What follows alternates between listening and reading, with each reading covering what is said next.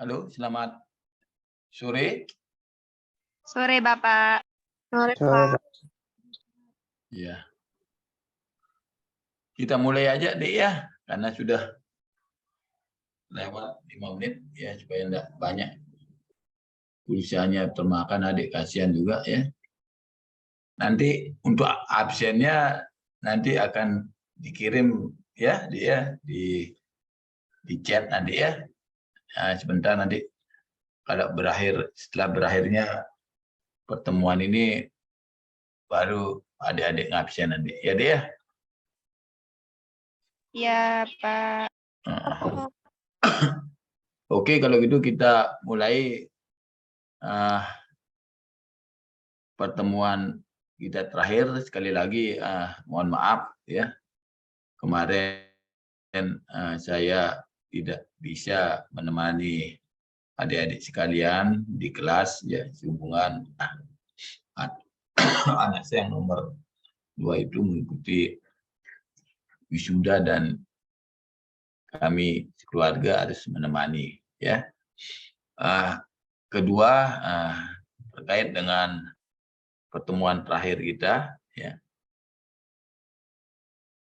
untuk mata kuliah ilmu dan teknologi benih, yaitu dalam bab terakhir terkait dengan fisiologi dan biokimia kemunduran benih. Nah, terkait dengan fisiologi dan biokimia kemunduran benih ini sebenarnya sedikit sudah kita bahas di pertemuan kita yang kalau tidak salah yang 2 minggu lalu, yaitu terkait dengan perubahan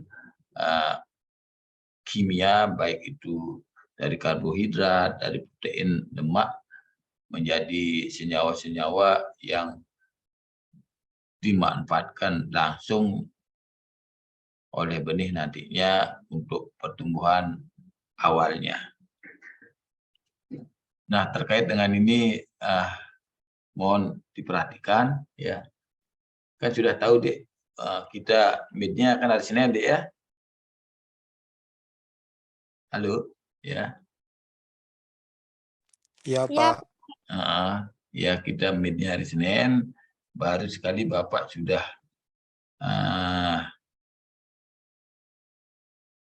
mengirimkan soal ke fakultas ya, mohon dipelajari dengan seksama ya, dari mulai awal ya sampai pertemuan terakhir pada hari ini ya. Juga sudah ada soal yang masuk ya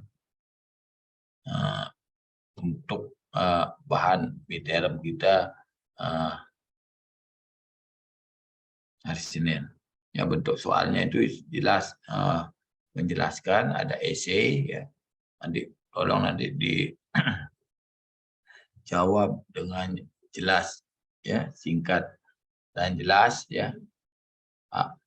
Diperhatikan apa isi soal, apa yang diminta oleh soal ya, sehingga fokus nantinya adik-adik menjawab ke soal yang diminta.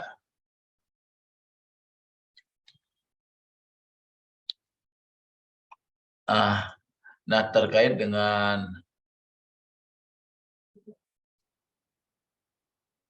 benih ya, sebagaimana kita sudah ketahui, yang merupakan salah satu bentuk dari fase pertumbuhan tanaman ya, seperti halnya bentuk-bentuk kehidupan lain yang mengalami pula kemunduran yang menjurus kepada suatu kematian. Itu pasti proses ya. Jadi semua makhluk hidup ya nantinya pasti akan ujung-ujungnya akan mengalami kematian ya. Ya, tidak hanya kita manusia tapi benih juga ya nantinya pasti akan mengalami kemunduran benih ya. Ini akan mengalami kemunduran untuk dia tidak lagi survive ya dari puncaknya, yaitu pada masa fisiologis ya, tentunya nanti akan mengalami penurunan ke belakangnya. Nah, sehingga istilah itu yang disebut dengan kemunduran akan benih. Jadi kalau lebih singkat, yang dimaksud dengan kemunduran benih itu sebagai turunnya kualitas, turunnya sifat, ya, turunnya viabilitas yang mengakibatkan rendahnya vigor dan jeleknya pertanaman dan hasil. Ya, itu jadinya kalau benih yang kita tanam nantinya sudah tidak sesuai pada masa fisiologis, sudah mengalami kemunduran, jadi tentunya nanti benih-benih yang mengalami kemunduran itu bila ditanam tentu akan menurunkan kualitas, sifat, viabilitas yang mengakibatkan rendahnya vigor, ya, maupun ujung-ujungnya nanti akan menurunkan hasil yang diperoleh. Ya. Nah, kemunduran ini sehingga demikian maka kemunduran benih ini merupakan proses degenerasi, ya, yang tidak dapat balik, ya, dari kualitas suatu benih setelah mencapai tingkat kualitas maksimum. Ya. Jadi sifatnya tidak dapat balik, ya, maknanya jadi tidak akan bisa lagi yang seharusnya awalnya tumbuh 100%, tapi setelah mengalami kemunduran, misalnya akan tumbuh 90%, kemudian ditanam, setelah itu akan menurun. Tidak mungkin nanti kalau semakin mundur itu akan menghasilkan benih dengan persentase daya kecambah maupun vigor yang akan lebih bagus, ya, dibandingkan dengan awalnya. Jadinya itu kemunduran itu jadinya proses penuaan ini tentunya akan terus berlangsung sepanjang masa, ya. Sehingga secara teoritis kualitas yang tertinggi ini dapat dicapai pada keadaan yang memungkinkan adanya interaksi yang menguntungkan antara sifat genetis benih itu, lingkungan, ya, di mana benih itu dihasilkan, di mana benih itu dipanen, diolah dan disimpan, ya. Itu dia.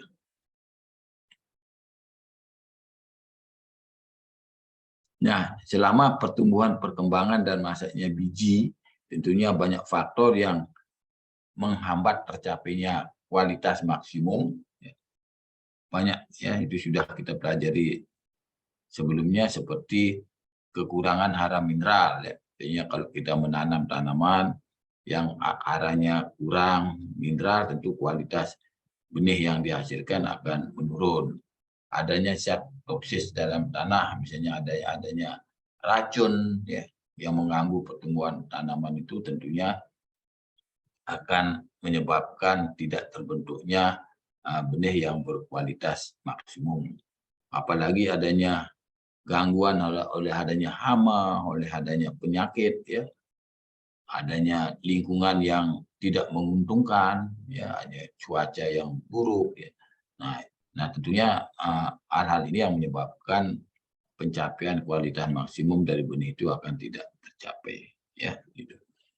Di samping itu juga kualitas dari benih yang rendah ini tentunya disebabkan juga oleh kerusakan mekanis, ya. Jadi waktu panen, jadi pada waktu Anda memanen benih itu ada benihnya terluka, ya, adanya pecah sebagian dan lain sebagainya, itu akan menyebabkan pula kualitas maksimum benih yang tercapai itu akan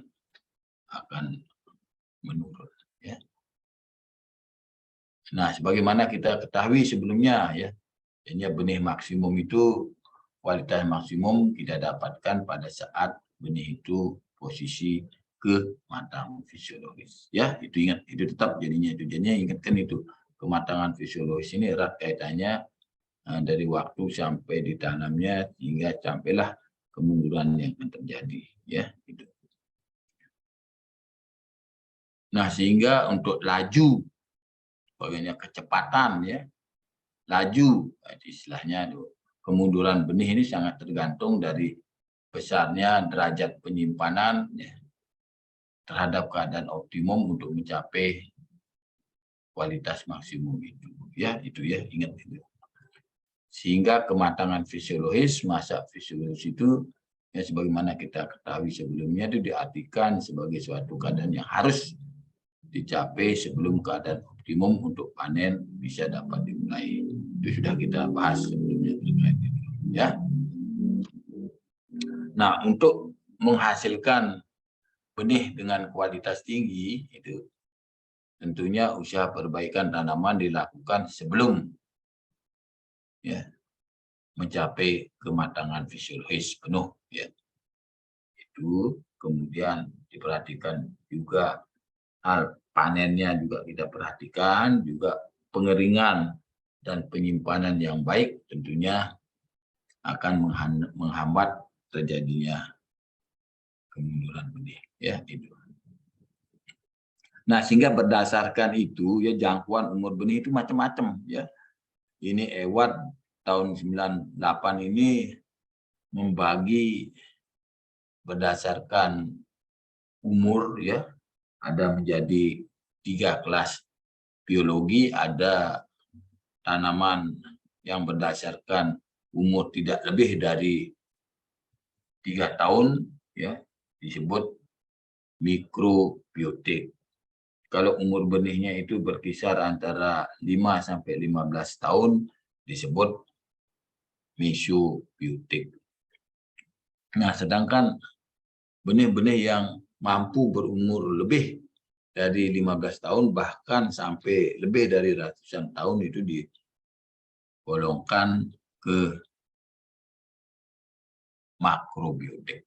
Nah, inilah dasar-dasar benih. Contohnya banyak kita jumpai ya. Nah, kalau kita lihat kalau padi misalnya, ya kedelai paling gampang itu kita termasuk golongan mikrobiotik ya, berumur tidak lebih dari 3 tahunnya. Kedelai itu tidak bisa disimpan lama ya.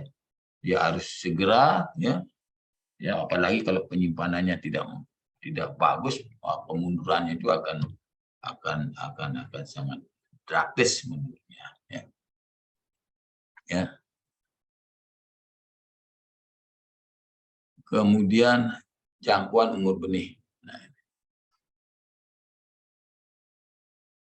jadi kalau biji-biji yang dari golongan mikrobiotik itu ya, setelah diketahui cara penyimpanannya ya, mungkin ini dapat hidupnya lebih dari rentangan umur semula dan dapat masuk ke golongan mesobiotik atau bahkan masuk ke golongan makrobiotik. Nah, jadinya itulah. Jadi benih-benih yang masuk golongan mikrobiotik ini bisa akan dia masuk ke golongan mesobiotik, makrobiotik itu tergantung dengan bagaimana cara penyimpanannya ya itu. Nah, tapi yang umum kalau tanpa ada perlakuan penyimpanan untuk mempertahankan umur benih itu ya secara alami yaitu di golongan ketiga itu ada mikro, meso dan makrobiotik itu ya, itu diperhatikan. Banyak jadi dari hasil-hasil pertemuan ya, barangkali adik-adik sering nonton di TV ya, di YouTube ya, itu ada benih-benih yang berumur lebih ya, dari umurnya 200 tahun bisa dikecambahkan kan itu. Juga dilihat dari benih hasil herbarium tahun yang hasil penelitiannya Becquarrier ini antara tahun 96 sampai 94 ini ternyata dari koleksi herbarium yang diperoleh itu ternyata benih-benih itu masih bisa di, di, ditumbuhkan ya. Ini dia punya catatannya. Ini salah satunya ini tanggal pengumpulan misalnya yang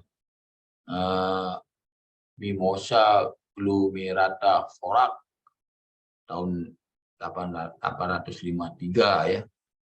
Ya dikecambahkan tahun 906, tahun 34 itu umur didapatkan per tahunnya itu sekitar 81 tahun, tentang umur dugaan tahunnya 221. Nah ini semua, nah ini yang lainnya itu mengikuti apa yang seperti ada yang di tabel ini ya. Itu silahkan nanti dibaca untuk menambah pengetahuan dari isi tabel ini ya. Juga dilihat dari hasil biji-biji dari di Museum Britania ya. Ini melaporkan bahwa biji dari Albizia Julia Brisin masih hidup setelah disimpan sampai 149 tahun, dan biji dari Nelubium masih hidup setelah disimpan 250 tahun ya. Ini kehebatannya. Ini benih-benih tertentu ya. Demikian juga contoh dari biji di Lumbo Lucifera yang terbenam sedalam 1,5 meter pada danau yang telah kering. Jadinya itu pada daerah-daerah tertentu ini danau kering, kemudian dari dalam danau itu setelah dilihat dihasilkan didapatkan benih-benih dari golongan ini, ternyata setelah dikecambahkan ya biji itu bisa berkecambah. Bayangkan ini benih-benih yang sebelumnya dorman, jadinya dia istirahat, istilahnya dia dormansi, beristirahat sekian tahun, kemudian ditumbuhkan ya, itu bisa tumbuh. Jadinya masa kemunduran benih itu pelan sekali ya. Jadi benih itu mulai dari masa fisiologis sampai dia kematian mundur itu dengan penyimpanan tertentu. Justru dia itu tidak langsung punah, tapi dia beristirahat ya. Bagaimana prosesnya dia bernapas sangat ya, ingat ya, tetap dia itu makhluk hidup, sehingga dia untuk mempertahankan dirinya untuk bisa umur panjang itu tentunya dia akan melepaskan energinya itu serendah-rendah mungkin ya itu. Nah itulah istilahnya cara penyimpanan, sehingga sekarang kan banyak sudah ada gudang plasma nufah. Jadi seperti di IRI ya, di IRI itu ada memang tempat penyimpanan benih untuk padi yang di Filipina itu. Kalau kita mau minta benih-benih umur tertentu itu tetap ada. Nah tentunya benih-benih itu disimpan pada ruang-ruang tertentu ya, pada suhu tertentu yang minus sekian itu ya, untuk bisa mempertahankan benih itu tetap hidup ya itu. Nah, beberapa jenis biji itu bisa kehilangan viabilitasnya gitu dalam waktu pendek ya, bila dibiarkan dalam tempat terbuka itu setelah dipanen ya. Nah, hilangnya viabilitas itu diduga ya, terutama itu disebabkan oleh pengaruh pengeringan dari udara karena protoplasma dari embrionya mati akibat keringnya sebagian atau seluruh biji ya. Nah, ini bisa kita lihat contohnya pada biji dari beberapa jenis jeruk ya.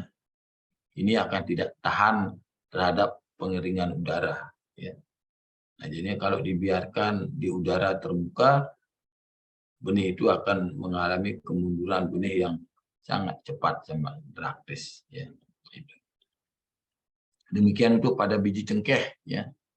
Ini dikatakan viabilitas biji berkorelasi secara linear dengan turunnya kandungan airnya ya. Nah, semakin rendah ya, ini kebalikan, ini dia semakin rendah kandungan airnya ya ini, maka viabilitas biji cengkeh akan hilang sama sekali pada kandungan air 10 sampai 20%. Ya. Nah, ada benih-benih tertentu yang membutuhkan kandungan air yang tinggi untuk bisa mempertahankan dirinya tetap tetap eksis itu, ya.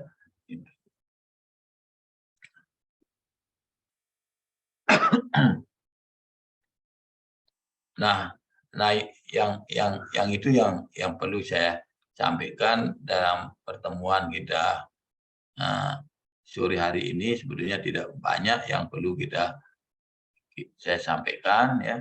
Itu yang penting, itulah kaitannya dengan fisiologi dan biokimianya itu, ya. Yang seperti saya katakan tadi, mohon untuk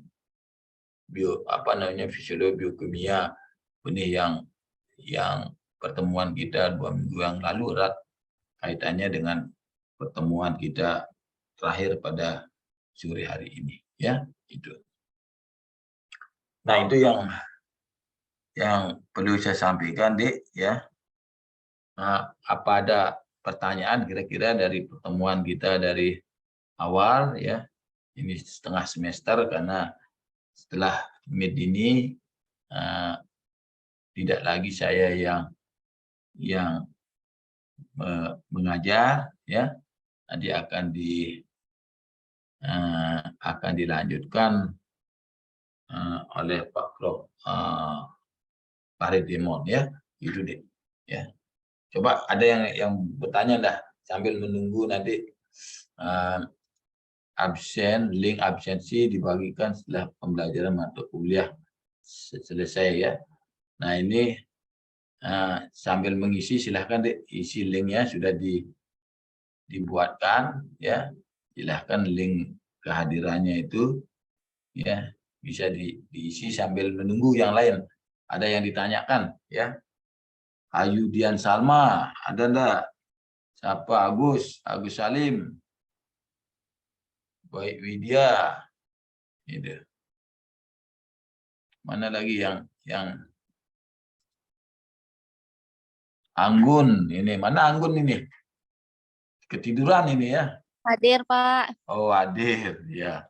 Di mana nih? Di rumah? Di rumah Bibi, Pak. Oh, di rumah Bibi.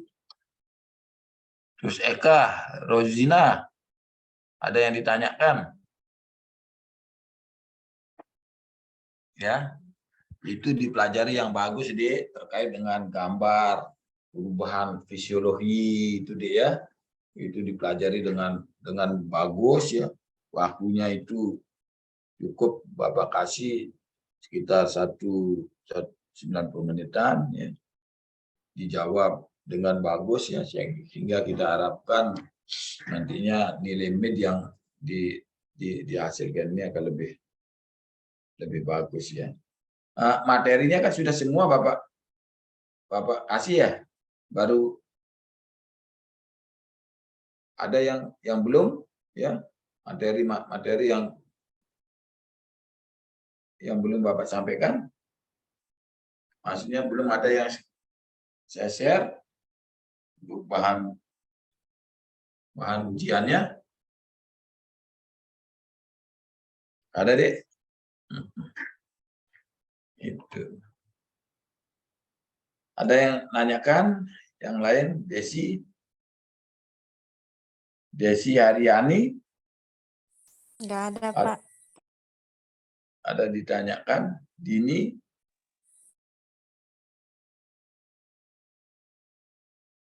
Mana Dini Istiayu Lestari? Hadir, Pak.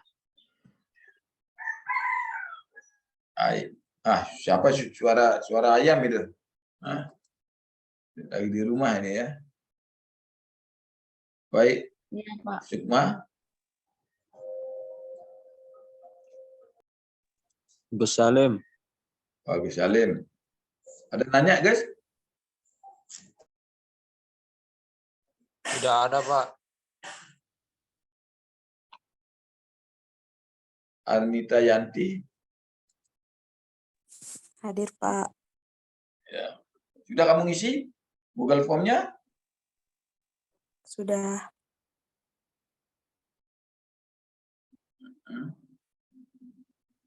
Nah, itu yang perlu saya sampaikan ya. Gitu. Usahakan supaya jangan sampai ada yang bilang ya, semua lulus ya ilmu teknologi benih ini ya, supaya bisa nanti mengambil mata kuliah lanjutan yang mengambil kepemudaan ini erat kaitannya nanti ke industri perbenihan ya. Kalau ini sudah lulus bisa mengambil nanti mata kuliah lanjutan yaitu ke industri perbenihan ya.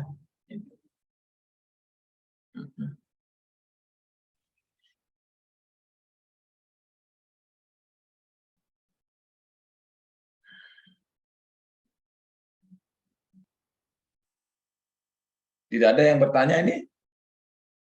Sudah pada ngisi Google Form-nya?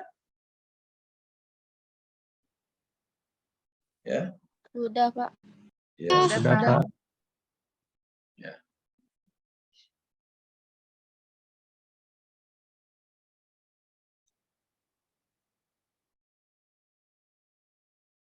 Kalau sudah, ya,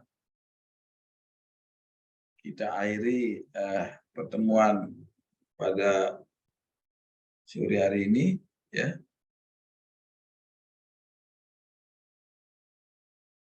Belajar yang rajin, ya, supaya nanti hari Senin bisa menjawab pertanyaan-pertanyaan ya dari soal yang saya berikan. Lagi sebentar saya kirimkan materi yang belum saya sampaikan ya.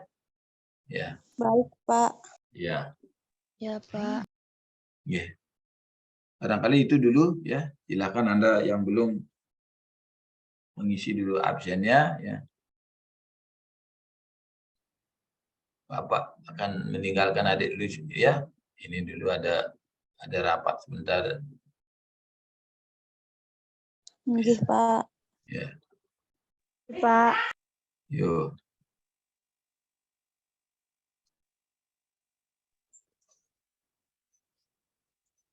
Pada adik-adik yang baru masuk agar mengisi absensi.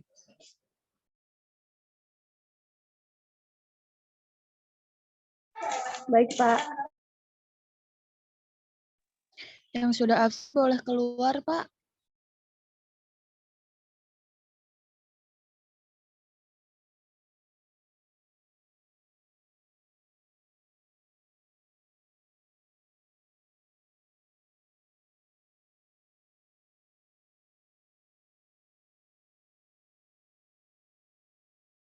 Halo, ini boleh keluar, Pak?